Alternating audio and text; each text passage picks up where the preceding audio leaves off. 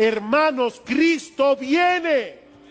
Y yo te pregunto una vez más, mi amigo, ¿es esa tu esperanza? Miembro de Iglesia Bíblica del Señor Jesucristo, ¿estás aguardando con expectativa el retorno de tu Señor? ¿Estás velando, estás orando, estás ocupado en buenas obras?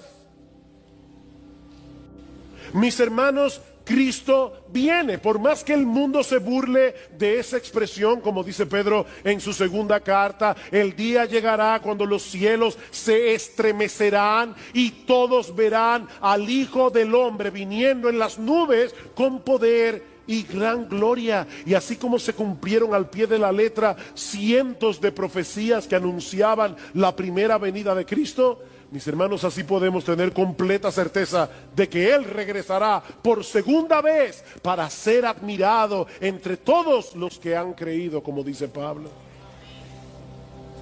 Mis hermanos, esa es nuestra esperanza. Esa es nuestra esperanza, que algún día estaremos físicamente con nuestro Señor y Salvador para no separarnos de Él nunca más. Mis hermanos, nuestra esperanza no es ir al cielo y ver las puertas de perlas y caminar por la calle de oro. No, mis hermanos, nuestra esperanza es estar con Jesús, que en este momento está en el cielo. Hablando de los creyentes en Tesalónica, Pablo les dice que ellos se habían convertido de los ídolos a Dios. ¿Para qué? Para servir al Dios vivo y verdadero y esperar de los cielos a su Hijo. ¿Tú escuchaste eso? La verdadera conversión consiste en dos cosas. En la verdadera conversión, los ídolos del corazón son destronados para colocar a Dios en el trono de nuestras almas como el objeto máximo de nuestro deleite. Pero al mismo tiempo la conversión redirige, replantea por completo el objeto de nuestra esperanza. Nosotros nos convertimos para esperar de los cielos a su Hijo. Para eso nos convertimos. Para tener esa esperanza. Todos los seres humanos viven por una esperanza. Eso es lo que los motiva a levantarse por la mañana. Eso es lo que los lleva a hacer todo lo que hacen cada día. Bueno, mis hermanos, lo que Pablo está diciendo aquí es que uno de los resultados de la salvación es llevarnos a esperar en la segunda venida de Cristo por encima de cualquier esperanza terrenal. Sí, hay muchas cosas legítimas que nosotros podemos esperar en esta vida, pero ninguna de ellas puede competir con esa esperanza. El Señor descenderá del cielo y nosotros nos reuniremos con Él. Y yo te pregunto, mi hermano, ¿es esa tu esperanza? ¿O hay muchas cosas de este mundo que han comenzado a eclipsar tu anhelo por la segunda venida de Cristo? Mi hermano, ¿cuándo fue la última vez que tú te levantaste por la mañana y pensaste, podía ser hoy? Puede ser hoy. Oh, yo quiero que sea hoy.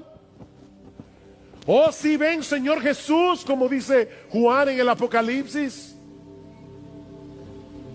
Porque, mi hermano, si no es así, tu vida espiritual está en peligro. Si tú no estás viviendo a la luz de la esperanza de la segunda venida, mi hermano, tu vida espiritual está en peligro. Pablo dice en Tito capítulo 2, me encanta este pasaje, que la gracia de Dios se ha manifestado para salvación a todos los hombres, enseñándonos que renunciando a la impiedad y a los deseos mundanos, vivamos en este siglo sobria, justa y piadosamente.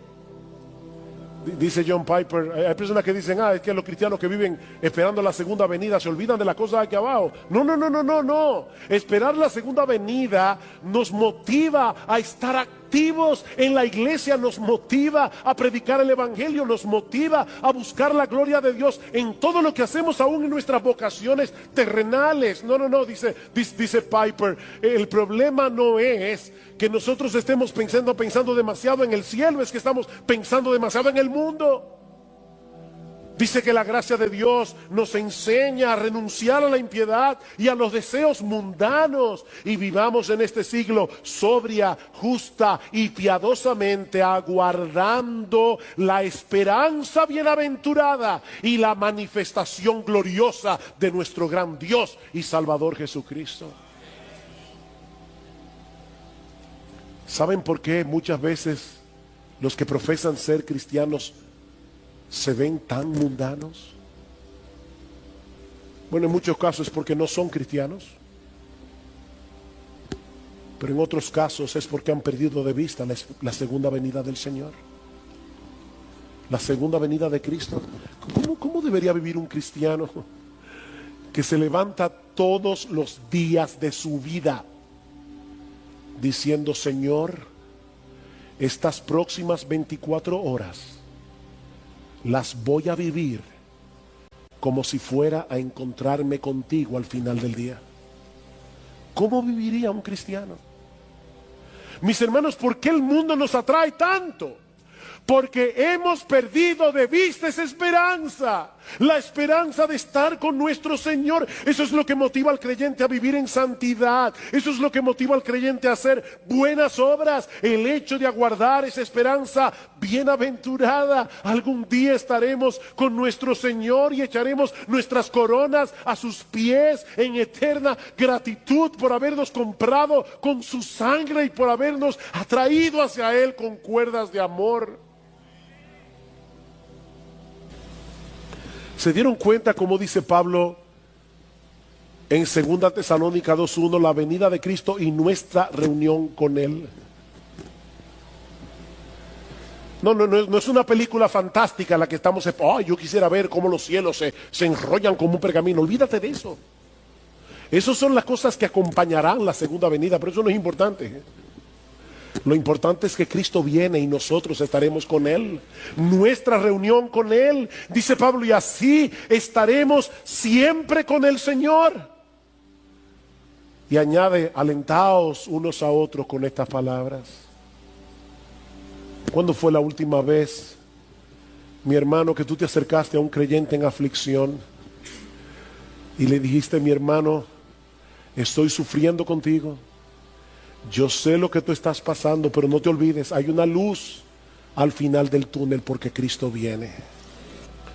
Los discípulos conocían muy bien el Antiguo Testamento y sabían que al hablar de su venida en las nubes del cielo, Jesús estaba colocando su gloria a la par con la gloria del Padre.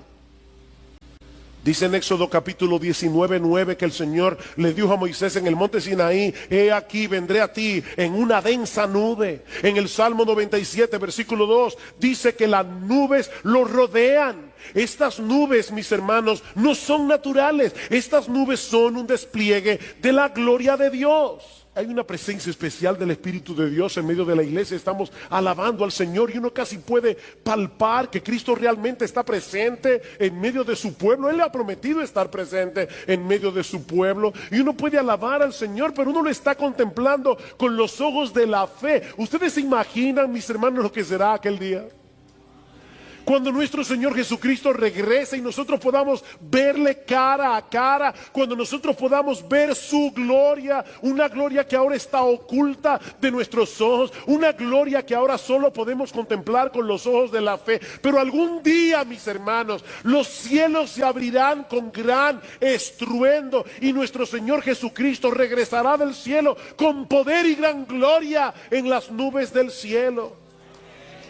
Y nosotros le veremos. Y nosotros le veremos. ¿Cómo no debería eso llenar nuestras mentes y corazones?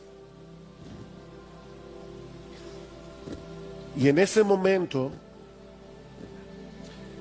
su iglesia será reunida a su Señor para regresar junto a Él y quedar junto a Él por los siglos de los siglos. Y eso nos lleva a nuestro último y más controversial encabezado: la reunión del pueblo de Dios en su segunda venida. Versículo 27. Y entonces enviará a los ángeles y reunirá a sus escogidos de los cuatro vientos, desde el extremo de la tierra hasta el extremo del cielo. A través de toda la historia de la iglesia, y yo quiero recalcar eso, a través de toda la historia de la iglesia hasta el siglo XIX, los creyentes habían creído prácticamente en unanimidad que el Señor Jesucristo habría de regresar una sola vez a la tierra, y que en ese momento la iglesia sería arrebatada para encontrarse con su Señor.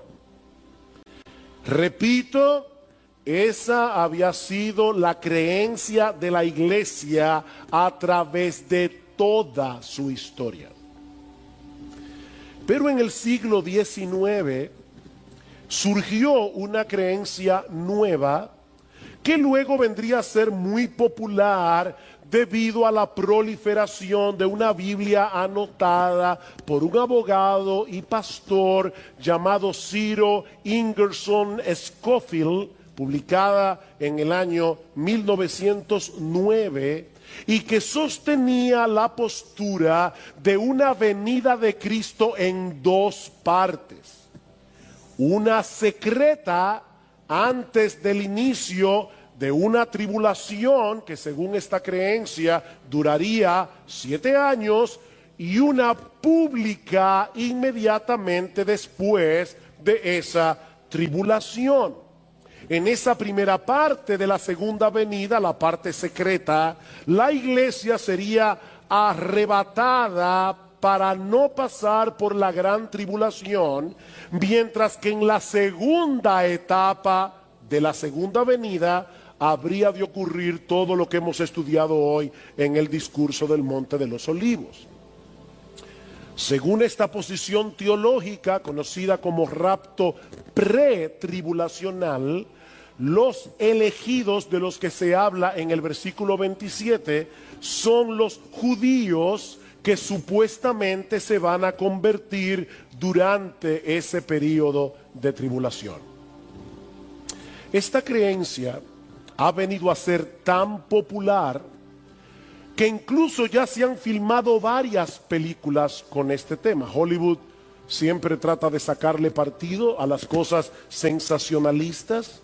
Una de esas películas se filmó en el año 2015, titulada Dejados Atrás, protagonizada nada más y nada menos que por Nicolas Cage, un actor de Hollywood sumamente conocido.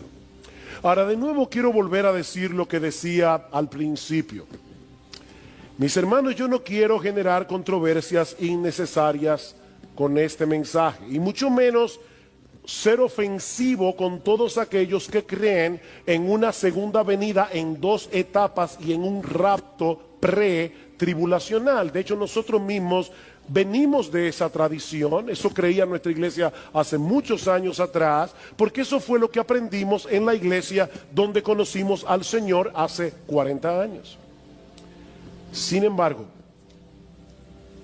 creemos que la evidencia del Nuevo Testamento apunta hacia la segunda venida como un solo evento en el que la iglesia, formada por judíos y gentiles que han creído en Cristo, saldrán al encuentro de su Señor, mientras que los incrédulos recibirán juicio y condenación. Yo les decía al principio, por favor, sopesen los argumentos bíblicos sin prejuicios. Una doctrina no es falsa por ser novedosa, de la misma manera que una doctrina no es verdadera por ser antigua. Una doctrina es verdadera por ser bíblica. Ahora, cuando hay una doctrina que sale nueva, y esta doctrina del rapto pretribulacional es relativamente nueva, nosotros tenemos que preguntarnos, ¿realmente durante 19 siglos nadie en la iglesia vio esto? Hermanos, ¿qué nos enseña la Biblia? Bueno, yo quiero, por favor, que vayan conmigo en sus Biblias a varios textos bíblicos. Quiero ser tranquilo, lento. Quiero que lo veamos. Yo sé que este estudio ha sido muy, ¿cómo puedo decirlo? Muy académico. Pero es que hace mucho que no hablamos de este tema. Y yo necesito que ustedes lo vean. Mateo capítulo 13. Mateo capítulo 13. Recuerden lo que estoy tratando de demostrar. Estoy tratando de demostrar que Cristo viene una sola vez, por segunda vez. Y que es en esa segunda venida que la iglesia será arrebatada y los impíos serán destruidos. En Mateo, capítulo 13, el Señor está explicando a los discípulos la parábola de la cizaña y el trigo. Escuchen la interpretación de Jesús, versículo 37. Respondiendo él les dijo, porque los discípulos le dijeron, Señor, explícanos la parábola de la cizaña del campo. Respondiendo él dijo, el que siembra la buena semilla es el Hijo del Hombre. El campo es el mundo, no la iglesia. Yo no sé cuántas veces yo he oído personas diciendo, en la iglesia hay trigo y hay cizaña. Y es verdad que en la iglesia a veces hay trigo y hay cizaña, pero este pasaje no está hablando de eso. Este pasaje está hablando de que a pesar de que Cristo ya inauguró su reino cuando vino la primera vez, murió en una cruz, ascendió a los cielos y se sentó a la diestra del Padre, Él ya está reinando. Ese reino ya fue inaugurado, pero no ha sido aún consumado. Y es por eso que todavía en su reino hay cizaña. Dice, el campo es el mundo. La buena semilla son los hijos del reino. Las cizañas son los hijos del maligno. Y el enemigo que la sembró es el diablo. La siega es el fin del mundo. Y los segadores son los ángeles. Mateo 24, Marcos 13. Por tanto, así como la cizaña se recoge y se quema en el fuego, de la misma manera será en el fin del mundo. El Hijo del Hombre enviará a sus ángeles y recogerán de su reino a todos los que son piedra de tropiezo, a los que hacen iniquidad, y los echarán en el horno de fuego. Allí será el llanto y el crujir de dientes. Entonces los justos resplandecerán como el sol en el reino de su Padre. Mis hermanos, ¿cuándo sucederá eso? En el fin del mundo, cuando nuestro Señor Jesucristo regrese en gloria. Los malos serán recogidos de su reino y los justos también serán recogidos por los ángeles del cielo para reinar con Cristo por los siglos de los siglos. Primera Tesalonicenses capítulo 4.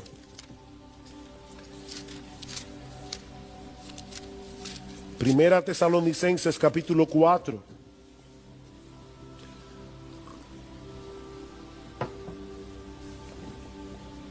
Alguien publicó un video por ahí diciendo que yo no creía en el arrebatamiento. Y hasta hereje me llamaron. Bueno, aprovecho para decir, yo creo en el arrebatamiento de la iglesia. Lo que yo no creo es en un arrebatamiento pre-tribulacional, pero yo creo en el arrebatamiento de la iglesia porque la Biblia lo dice. Ahora, ¿cuándo sucederá este arrebatamiento? Vean una vez más conmigo.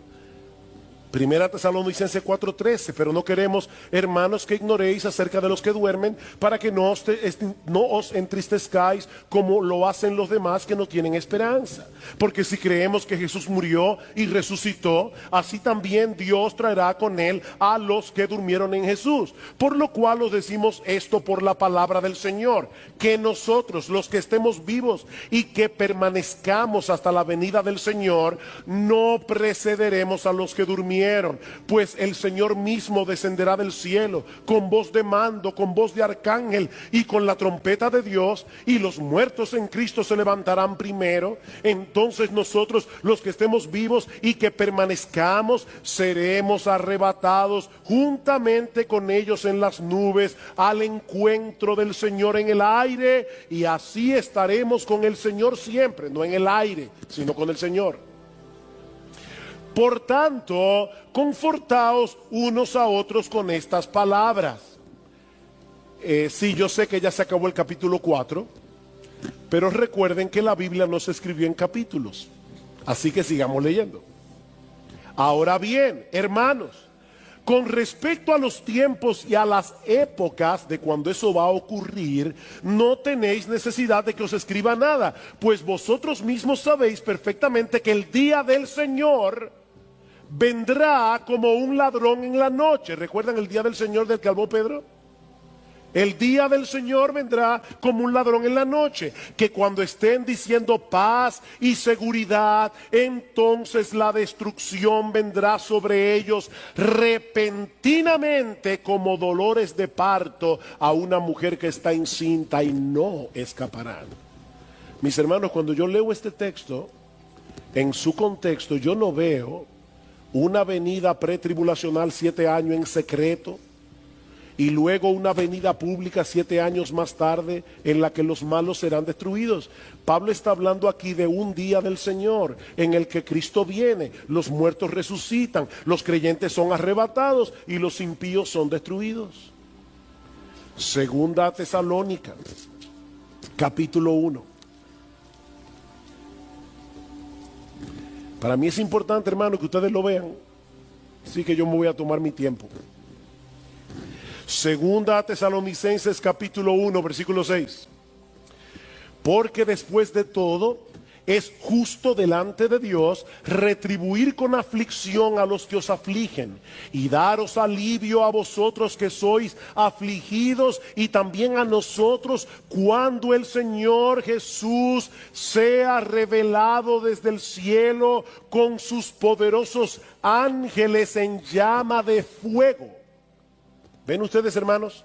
Jesús viene y dice Pablo, Él le dará alivio a los creyentes y los impíos serán destruidos. Versículo 8. Dando retribución a los que no conocen a Dios y a los que no obedecen al evangelio de nuestro Señor Jesús, estos sufrirán el castigo de eterna destrucción, excluidos de la presencia del Señor y de la gloria de su poder. ¿Cuándo? Cuando Él venga para ser glorificado en sus santos en aquel día, y para ser admirado entre todos los que han creído. ¿Dos venidas o una sola?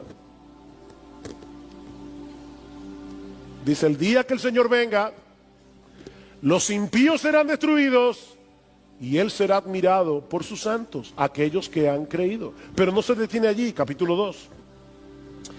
Pero con respecto a la venida de nuestro Señor Jesucristo y a nuestra reunión con Él, de paso el verbo, la palabra que se usa allí, reunión, tiene la misma raíz que la que usa Cristo en Marcos 13, cuando dice que los ángeles reunirán a sus escogidos. Se está hablando aquí del arrebatamiento.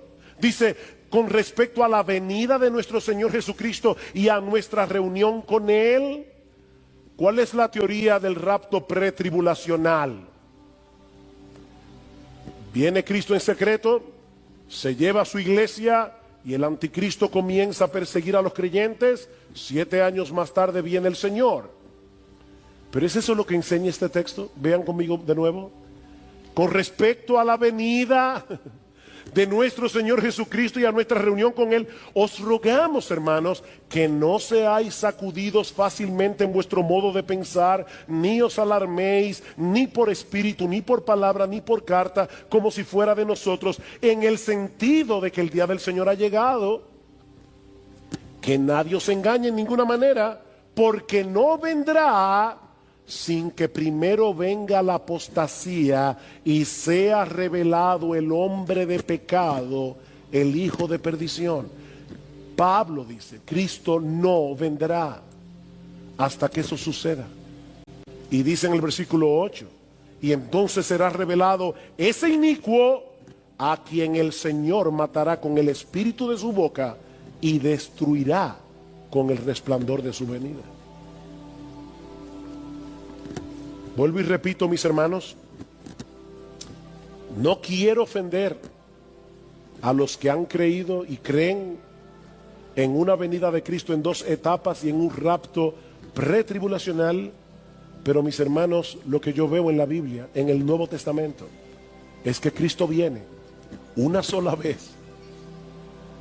Los suyos serán arrebatados y vienen con Cristo a una tierra nueva y a un cielo nuevo cuando ya los impíos hayan sido completamente destruidos. Esto encaja perfectamente con la enseñanza del Señor en el discurso del Monte de los Olivos. Cuando nuestro Señor y Salvador regrese en gloria, Él enviará a sus ángeles para que recoja su trigo en el granero y la paja sea quemada en un fuego que nunca se apagará. Ahora, yo no quisiera, mis hermanos, que la parte controversial de este mensaje desvíe nuestra atención del hecho de que estamos a la espera del regreso de nuestro bendito Señor y Salvador. Si Cristo resucitó, nosotros resucitaremos también.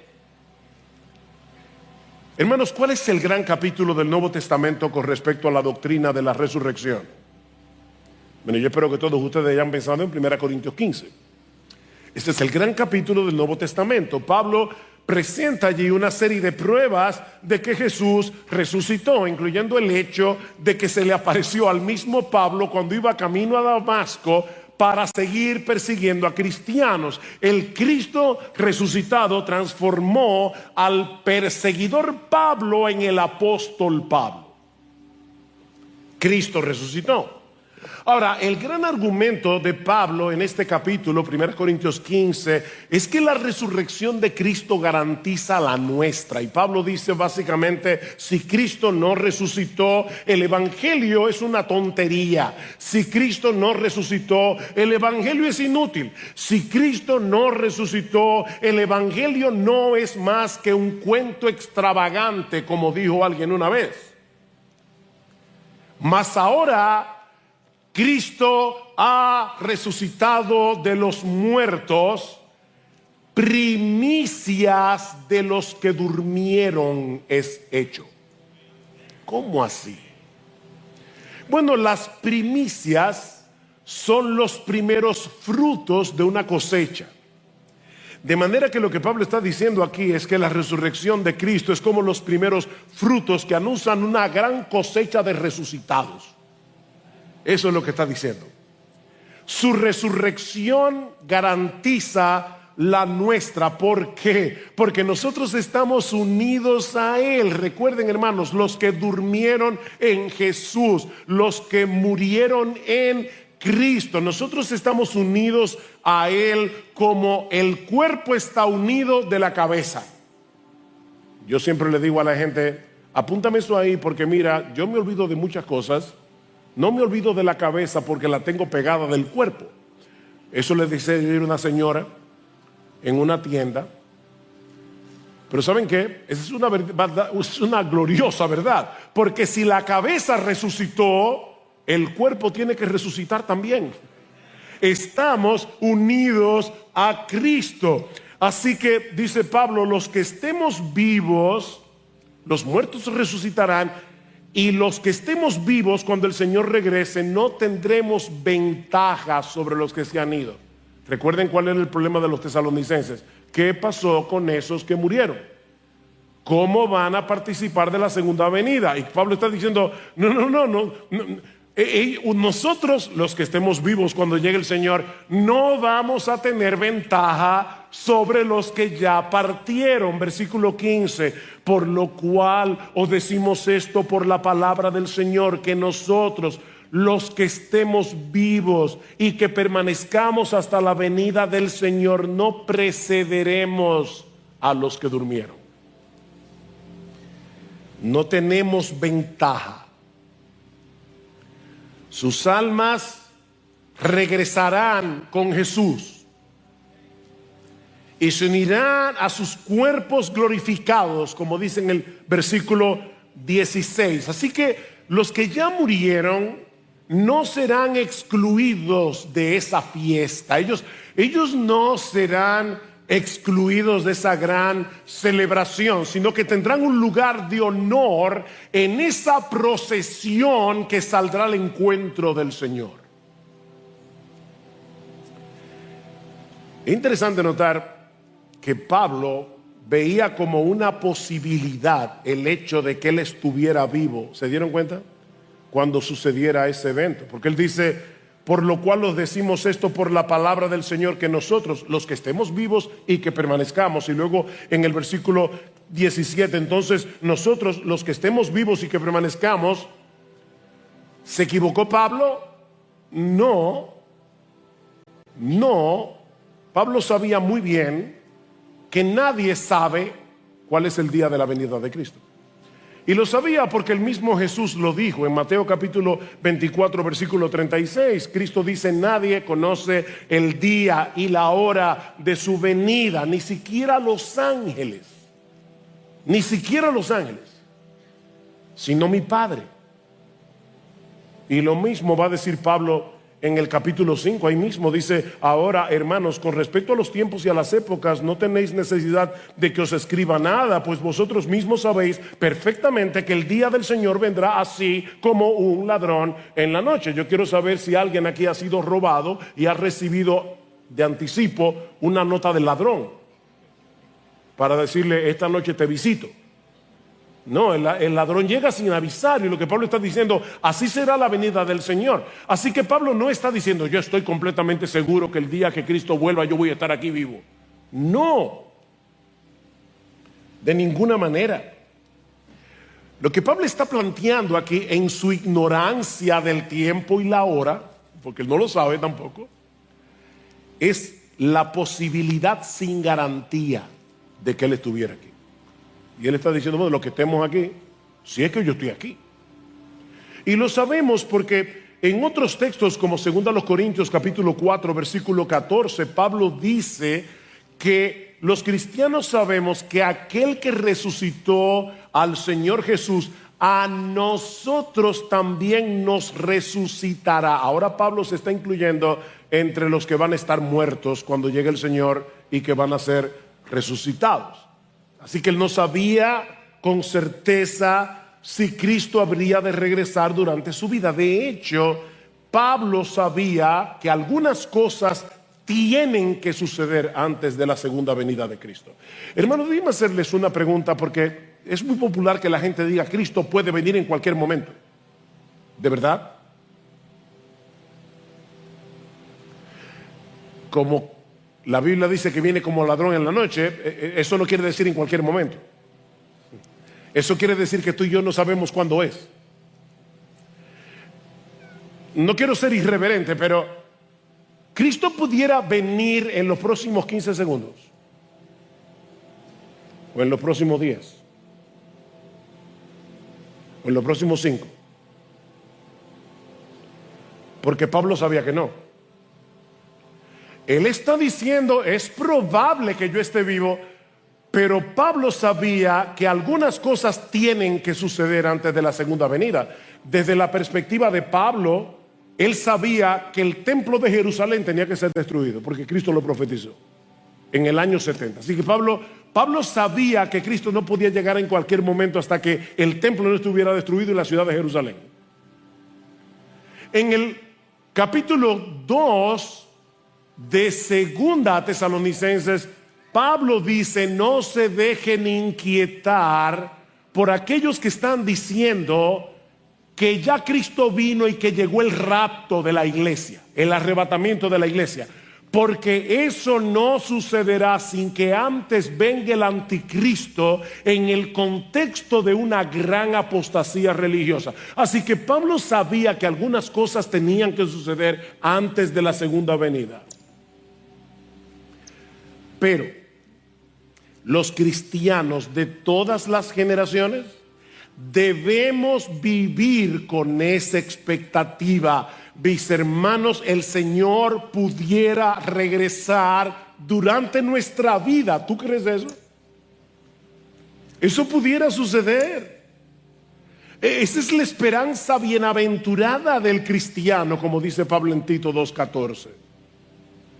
Debemos vivir a la espera de nuestro Señor.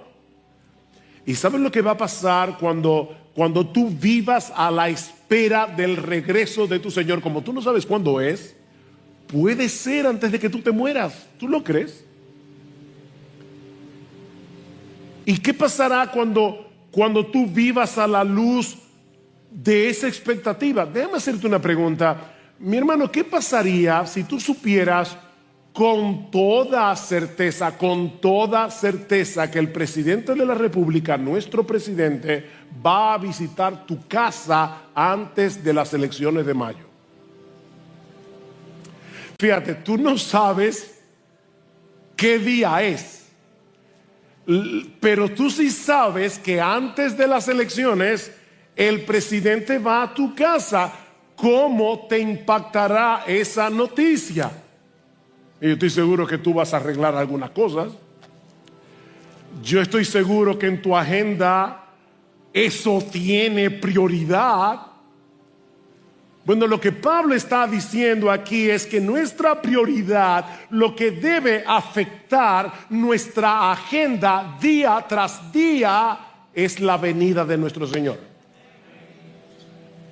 Cristo viene, y eso es más seguro y es más importante, 1000 veces más importante que cualquier presidente visite tu casa mañana. Cristo vuelve. Y nosotros debemos vivir a la espera de su regreso. ¿Saben por qué? Porque la espera del regreso de Cristo produce santidad en el creyente. Dice Primera de Juan capítulo 3 que nosotros sabemos que cuando Él se manifieste seremos semejantes a Él, porque le veremos tal como Él es, y todo aquel que tiene esta esperanza en Él se purifica a sí mismo, así como Él es puro. Eso pudiera suceder durante nuestra vida aquí en la tierra. Ahora, sea que estemos vivos o que estemos muertos, ningún cristiano será excluido de esa fiesta, de esa celebración. Lo que nos lleva a la tercera enseñanza de nuestro pasaje. Y es que en la segunda venida de Cristo, todos los cristianos de todas las épocas, saldremos a encontrarnos con Él para estar para siempre con Él. ¿Qué dice el versículo 16? Pues el Señor mismo descenderá del cielo con voz de mando, literalmente con un grito de mando, con voz de arcángel y con la trompeta de Dios, y los muertos en Cristo se levantarán primero. Entonces nosotros, los que estemos vivos y que permanezcamos, seremos arrebatados juntamente con ellos en las nubes al encuentro del Señor en el aire, y así estaremos con el Señor siempre. Gloria al Señor. Solo leer ese texto ya basta para decir, wow, sí, ven Señor Jesús. Ahora, ¿notaron, hermanos, que Pablo no está hablando aquí de un evento silencioso? Que Pablo no está hablando aquí de un regreso secreto del Señor, a escondidas. No, su regreso en gloria será bien ruidoso. Eso es lo que Pablo está diciendo aquí. Su regreso en gloria será muy ruidoso.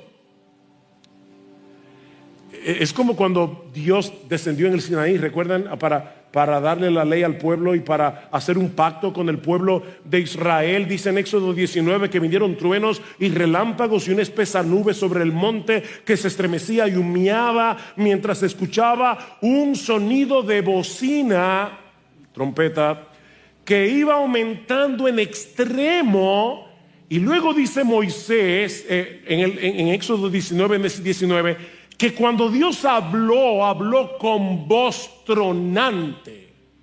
¿Ven cómo se parece a lo que dice Pablo aquí? Pues el Señor mismo descenderá del cielo con voz o con un grito de mando. Pablo no dice de quién es esa voz. Simplemente dice con voz de mando. Pero el contexto da a entender que se trata de la voz del mismo Cristo. No solo anunciando que la hora final ha llegado, sino también llamando a los suyos a salir de sus tumbas. Esa voz que resucitó a Lázaro, ¿recuerdan? Retumbará otra vez desde el cielo. Lázaro, ven fuera. Y Lázaro, estando muerto, oyó su voz y salió de la tumba. Bueno, ¿sabes qué? Yo no voy a comenzar a nombrar los nombres de los miembros de esta iglesia porque va a ser un problema.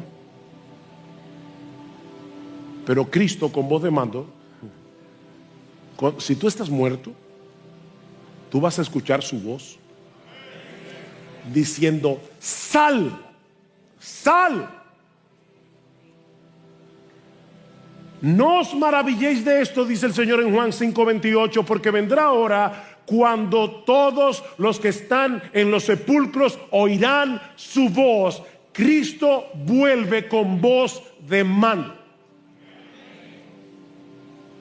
Pero Pablo dice también que será con voz de arcángel.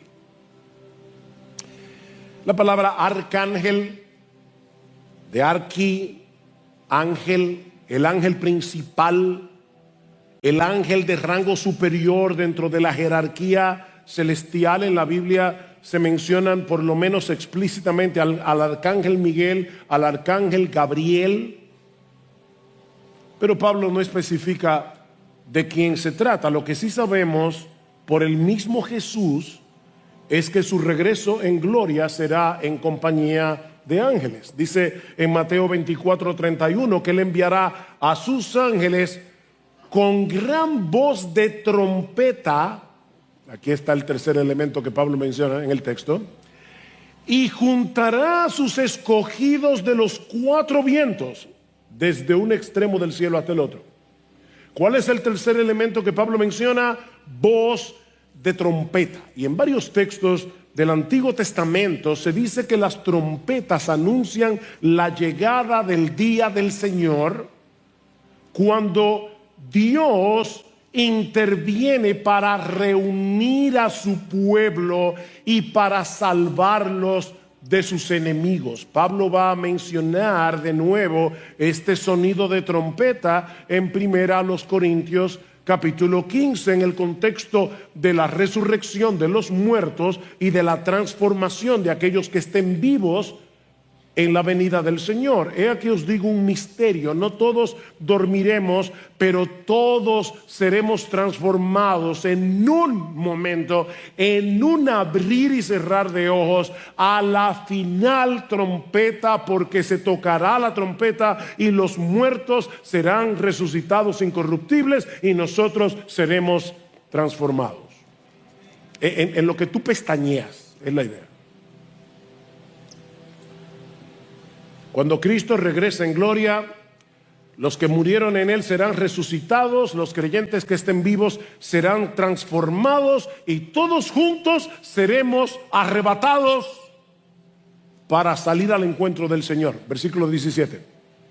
Entonces nosotros, los que estemos vivos y que permanezcamos, seremos arrebatados juntamente con ellos en las nubes al encuentro del Señor en el aire, y así estaremos con el Señor siempre. No deja de ser sorprendente la sencillez de esta descripción, porque, mis hermanos, este es el texto del Nuevo Testamento que nos provee más detalles acerca del arrebatamiento o el rapto de la iglesia. O sea, Todo lo que nosotros necesitamos saber acerca de este evento está ahí. Qué sencillez. Cristo dice en Mateo 24:40 que cuando Él regrese, algunos serán tomados y otros serán dejados. Pero es en este pasaje de Primera Tesalonicenses donde se describe cómo va a ser ese proceso. Pero no es una descripción súper detallada. ¿Saben por qué? Porque a diferencia de lo que sucede hoy, en medio de lo que yo llamaba el domingo pasado, una histeria escatológica que hay en algunas iglesias, una histeria con respecto al tema de los últimos días, muy diferente a lo que sucede hoy en algunos contextos, mis hermanos, el énfasis de este pasaje no está en el arrebatamiento. Ese no es el tema. El tema de este pasaje es nuestra reunión con Cristo y con los suyos en su venida. Ese es el énfasis. Mis hermanos, la profecía bíblica no tiene el propósito de satisfacer nuestra curiosidad por el futuro. La profecía bíblica no tiene el propósito de que tú leas la Biblia como si la Biblia fuera el periódico de hoy o de ayer o de mañana escrito hace 1000 años. El propósito de la profecía bíblica es alimentar nuestra esperanza y es animarnos a ser santos. Y aquí tenemos suficiente información como para tener una idea de cómo será ese encuentro con nuestro Señor en su venida. Este pasaje no responde todas nuestras preguntas acerca de los detalles de este evento, pero nos asegura sin lugar a dudas que Cristo volverá y que nosotros nos reuniremos con Él. La segunda venida de Cristo ocupa un lugar preponderante en las Escrituras. 23 de los 27 libros del Nuevo Testamento mencionan la segunda venida de Cristo. Uno de cada 30 versículos del Nuevo Testamento o habla directamente de la segunda venida o de algún evento relacionado con la segunda venida. Hermanos, es obvio que el Espíritu Santo quiso darle mucha importancia al tema de la segunda venida. ¿Sabes por qué? Porque tú y yo debemos vivir a la espera de ese evento, sea que estemos vivos, sea que estemos muertos. Cuando eso ocurra, nos reuniremos con Él.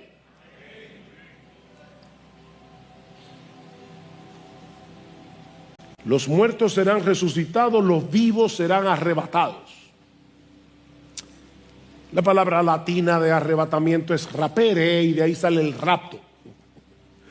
Pero si vamos a usar el texto de Tesalonicenses, es el arrebatamiento. ¿Y qué enseña este texto acerca del arrebatamiento? Lo poco que dice. Bueno, en primer lugar, que será un evento repentino. La palabra arrebatado es la misma palabra que se usa en Hechos capítulo 23 versículo 10 para decirnos que Pablo tuvo que ser sacado a la fuerza cuando los judíos lo iban a matar en el templo. ¿Recuerdan? Seremos sacados de aquí. ¿Qué dice Pablo en 1 Corintios 15, 52? Que será en un momento, en un abrir y cerrar de ojos. En segundo lugar, Pablo nos dice también que nos encontraremos con Cristo en las nubes, en el aire. Cristo volverá con las nubes del cielo. Y esto es muy significativo porque las nubes siempre están presentes cuando el Señor viene a encontrarse con su pueblo, siempre.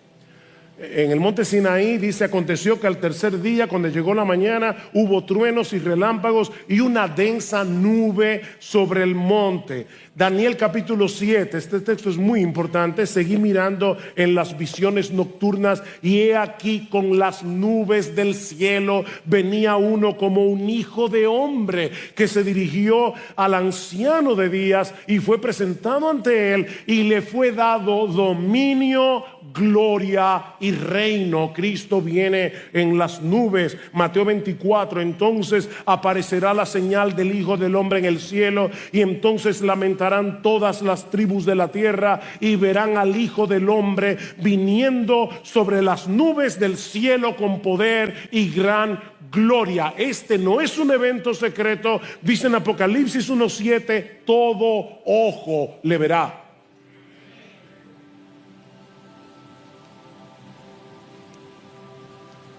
En Hechos 1:9 al 11, cuando Jesús asciende a los cielos delante de los azorados discípulos, Lucas dice que a Cristo le recibió una nube que le ocultó de sus ojos. Y en ese momento aparecen dos ángeles que le dicen a los discípulos: varones galileos, ¿por qué estáis mirando al cielo? Este mismo Jesús que ha sido tomado de vosotros al cielo, así vendrá en esas mismas nubes que lo llevaron, como le habéis visto ir al cielo. Cristo viene con las nubes del cielo para encontrarse con nosotros en el aire. Dice el texto: seremos arrebatados juntamente con ellos en las nubes al encuentro del Señor. Ahora, esta palabra es importante, es la palabra griega apantesis, y esta palabra significa salir al encuentro de alguien importante para darle la bienvenida fuera de la ciudad y regresar con él a la ciudad. De hecho, aparte de aquí, solamente aparece 2 veces en el Nuevo Testamento, 2 veces. En la parábola de las vírgenes, que eran en esa época las damas de honor de la novia, pero a cambio de ahora que las damas de honor acompañan a la novia, en la época de Jesús acompañaban al novio para llegar al lugar donde se iba a celebrar la boda. Y dice que esas vírgenes salieron al encuentro del novio. Ahí está la palabra pantesis. No para quedarse en la calle, obviamente, sino para llegar a la boda con el novio. Es la misma palabra que se usa en Hechos 28:15, cuando dice que Lucas y Pablo llegan a Roma y dice que los hermanos salieron a recibirlos, a pantesis, para entrar con ellos en la ciudad de Roma. De manera, mis hermanos, que el cuadro que Pablo nos está presentando aquí es el de todos los ciudadanos del cielo, nosotros los cristianos, vivos y muertos, o mejor dicho, ya resucitados los muertos, saliendo a recibir al legítimo rey del universo que viene a tomar posesión de su trono para venir a reinar con los suyos. Eso es lo que Pablo está mostrando aquí. Ahora, Pablo no dice si subiremos al cielo o si bajaremos a la tierra. ¿Se dieron cuenta? Dice alguien: Pablo nos deja en vilo, nos deja literalmente en el aire. O sea, lo que dice es que saldremos a encontrarnos con el Señor en el aire. ¿Y qué pasa a partir de ahí? Hermanos, es que ese es el punto. No importa lo que va a pasar a partir de ahí.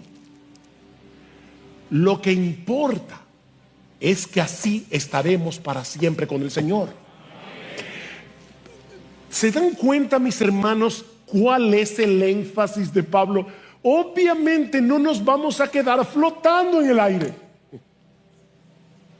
Pablo dice en 1 Corintios capítulo 6 versículo 2 que nosotros los santos juntamente con Cristo juzgaremos al mundo. Así que obviamente no nos vamos a quedar flotando, pero lo que realmente importa es que estemos donde estemos, estaremos con Él, con nuestro Salvador. Pablo dice en Colosenses capítulo 3, versículo 4, cuando Cristo vuestra vida se manifieste, entonces vosotros también seréis manifestados con Él en gloria. Eso es lo que tú y yo debemos estar esperando si somos cristianos. Ahora, quiero ser justo con aquellos que piensan diferente a nosotros. Así que déjeme dar por lo menos 2 o 3 argumentos y dar una respuesta. Aquellos que plantean el regreso de Cristo en 2 etapas, un rapto secreto, que en realidad son 3 segundas venidas en ese esquema. Y no estoy siendo irónico, porque según este esquema, Cristo viene en el rapto secreto, luego viene después de la tribulación y luego viene después del milenio. O sea que son 3 segundas venidas. Pero lo que yo estoy diciendo es que la Biblia solo plantea una segunda venida. Una segunda venida. No 2, no 3. Pero los que creen en este esquema nos dicen que Pablo no puede estar hablando aquí de la segunda venida de Cristo en gloria para llegar a la tierra, porque aquí no se dice nada de lo que sucederá con los incrédulos. Bueno, no dice nada porque esa no era la inquietud de los tesalonicenses. Esa no era su preocupación. Pablo no tenía por qué hablar de ese tema en ese contexto, porque él está tratando de consolar a hermanos que estaban en duelo. De todos modos, Pablo sí habla de este tema en el capítulo siguiente. En el capítulo 5, versículo 2 dice: pues vosotros mismos sabéis perfectamente que el día del Señor vendrá así como un ladrón en la noche, que cuando estén diciendo paz y seguridad, entonces la destrucción vendrá sobre ellos repentinamente como dolores de parto a una mujer que está encinta, y no escaparán. Así que Pablo sí habla de los impíos, pero no en el pasaje que estamos estudiando.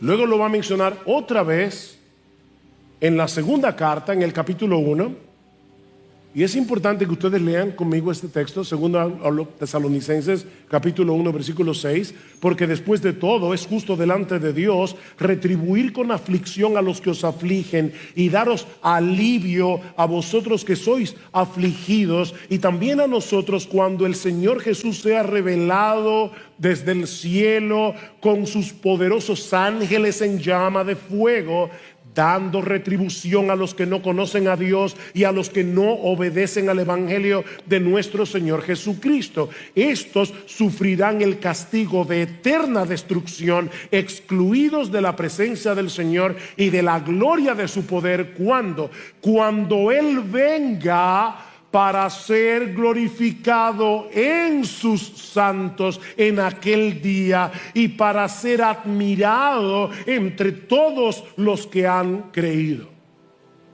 Ven, hermanos, es una sola segunda venida que va a traer bendición a los cristianos, perdición a los incrédulos.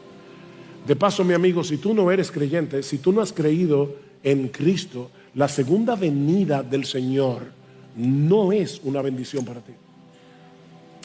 Ven a Cristo hoy cuando todavía tienes tiempo de arrepentirte. Ven a Cristo hoy cuando todavía tienes tiempo de arreglar tus cuentas con Él.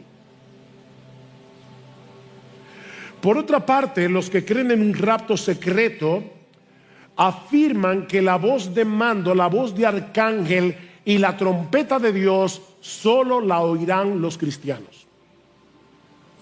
Recuerden, es un rapto secreto. Cristo viene con voz de mando, con voz de arcángel, con trompeta de Dios, pero solo la escuchan los cristianos. El problema que yo tengo con esto es lo siguiente. Vamos a suponer por un momento que es así. Mis hermanos, la gente se va a dar cuenta que de repente desaparecieron millones de gente del mundo, y ya el rapto no será secreto. Pero no solo eso, hay otro problema aquí: el sonido de la trompeta. La Biblia dice que en Primera Tesalonicenses, que está hablando obviamente del rapto o del arrebatamiento, que Cristo viene con voz de mando, con voz de arcángel y con trompeta de Dios. Bueno, los que creen en el esquema de 2 segundas venidas dicen, bueno, Cristo viene con trompeta en el rapto secreto y luego viene con trompeta otra vez, porque así lo dice la Escritura, cuando venga a juzgar al mundo. hay un problema con esto. Y es que en 1 Corintios capítulo 15, versículo 52, Pablo dice que en el momento en que los creyentes serán arrebatados, se tocará la final trompeta, no la penúltima. Es la final trompeta. Es la trompeta que anuncia el final.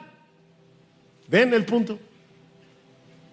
Porque se tocará la trompeta y los muertos en Cristo serán resucitados incorruptibles y nosotros seremos transformados. Es a la final trompeta.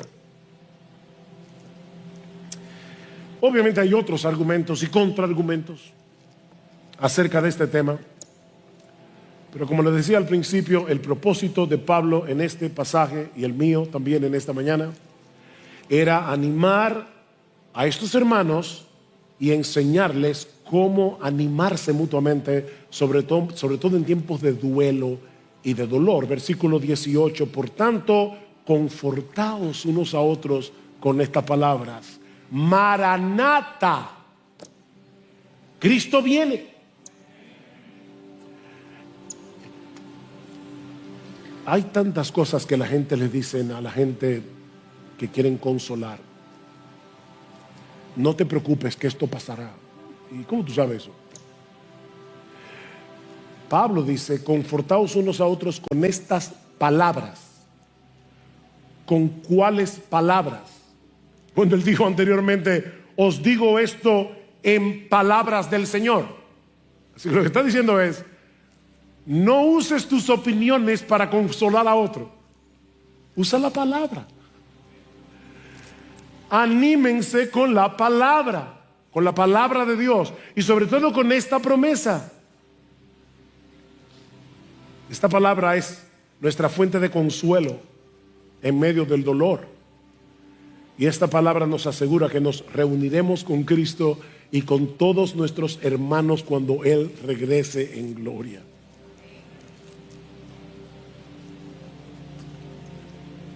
Y eso nos hace ver que este pasaje está conectado con el anterior que vimos el domingo pasado, acerca del amor. ¿Por qué? Bueno, porque esta promesa de las Escrituras no fue revelada únicamente para animar a cada creyente como individuo, sino como miembro de una iglesia, como parte de una familia. Si muere el hermano Sigfrido Varela, esposo de una de nuestras hermanas, tío de una de nuestras hermanas, es el dolor de ellas y es el dolor de la iglesia. Llorad con los que lloran. Somos una familia. ¿Y qué es lo que dice Pablo aquí? Debemos animarnos unos a otros cuando llegue el sufrimiento a la vida de nuestros hermanos en la fe. Y qué mejor consuelo que este: Cristo viene. Cristo viene. Y todos los que hemos creído en Él saldremos a encontrarnos en una procesión impresionante para no separarnos nunca más, ni de Él, ni de aquellos amados hermanos y familiares que ya partieron con Jesús y que nos están esperando allá arriba. Y ahora yo te pregunto, mi hermano, ¿esa es tu esperanza? Esa es tu esperanza. O sea, tú dirás, claro, es la esperanza de todo cristiano, pero intencionalmente tú vives a la espera del regreso de tu Señor. Recuerda que esa esperanza purifica al cristiano. El que tiene esta esperanza en Él se purifica a sí mismo. Esta esperanza nos provee un consuelo real y verdadero en medio del dolor, en medio de la aflicción. Querido hermano, ¿es tu anhelo y oración? Sí, ven Señor Jesús. ¿Es este tema algo cotidiano en tus conversaciones con otros hermanos? De hecho, Pablo termina el capítulo la otra sección que está conectada con esta, en el versículo 11 del capítulo 5, dice: por tanto, alentaos los unos a los otros y edificaos el uno al otro, tal como lo estáis haciendo. Pablo dice: esto no es para ti solo, no es para que tú digas: wow, sí, Señor, qué bueno que yo me voy de aquí. Esta es nuestra esperanza.